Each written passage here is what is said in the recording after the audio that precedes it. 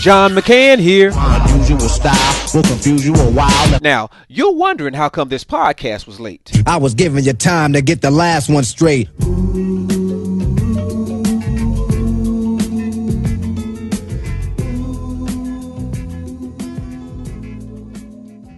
Y'all, I went to a very, very nice talent show at my kid's school, my third grade, a little elementary school talent show. So, small kids, well, I guess I shouldn't say small kids, man, because there's some big rascals walking around. They look like they ought to have been in middle school or high school.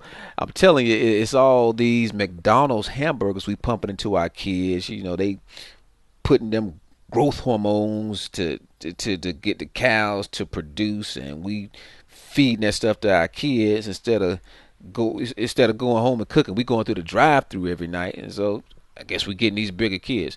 But anyway, these kids had some big talent, and my kid was among them. I'm not trying to brag or nothing like that, but a young girl went up there, did a thing, nice gymnastics routine, and what was cool was to see her commit to it weeks ago, put in the work, have some bumps in the road. It just like the day before at the dress rehearsal, had a rough time. She didn't quite think she knocked it out the box like she wanted to, but one of the teachers who was one of the organizers of the talent show, she encouraged her. My wife and I, we encouraged her, and so the day of the talent show, that same teacher encouraged her. And she went up there on the stage and did a good job. But I got to tell you, my kid went up there, and while she may have done her best, she wasn't the best. And you know what? I'm okay with that. And as a parent, you got to be okay with that. Because, listen, to set your kid up to say they have to go in there and win the talent show. Now, there were no winners and losers at this particular talent show. Nobody was declared a winner. But you get the point, right? In similar situations, to go in there and tell your kid, you got to be the best, and you're not realizing that it's some kids out there who just are gifted with stuff, man. They can just flat out, got skills in particular areas, And so I think it's just wrong-headed, and just you ultimately setting your child up for failure to think he or she has to be number one all the time. They just don't need that kind of pressure. And even us as adults, I mean, because a lot of times that stuff is just for us. We want to be able to kind of say, or want to be able to kind of say we had something to do with that. You know what I'm saying? And so a lot of that stuff is about us, and we kind of need to get over that. So make sure your child does his best or her best, but be cool with being able to acknowledge that your child was not the best. Now, the other cool thing about the talent show was the multiculturalism on display. Really, really nice seeing young men and women in embracing who they are, embracing where they came from, not running away from their culture. Again, elementary school kids, real cool to see that. Not scared of their culture. That's good, man. I mean, because we preach multiculturalism and diversity, and so it's like to see these kids say, yeah, my folks are from another country. I'm over here in America.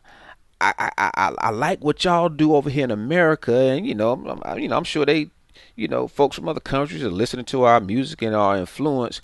But just to see these young kids get on the stage and say, "Let me show you where I come from. Let me show you what my people did and have contributed to this world." That was real cool. This when this Indian girl comes to mind. She was doing a traditional Indian dance in India, not Native American, but from India, doing a very traditional dance.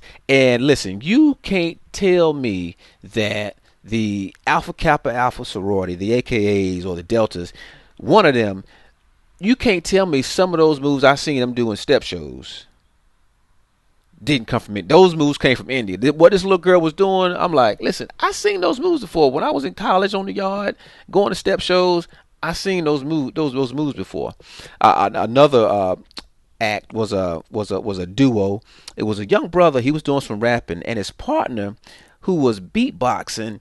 I don't know if he was. I don't think he was white. I don't know if he was from India, if he was Iranian, or I don't know where he come from. But he was doing the beatbox. I mean, so much diversity up in there. I can't keep up with who is who. But he was doing the beatboxing, and the young brother, was doing some rapping. Young brother's talking about some. It was all a dream. I used to read Word Up magazine. I'm like, go ahead, young Biggie.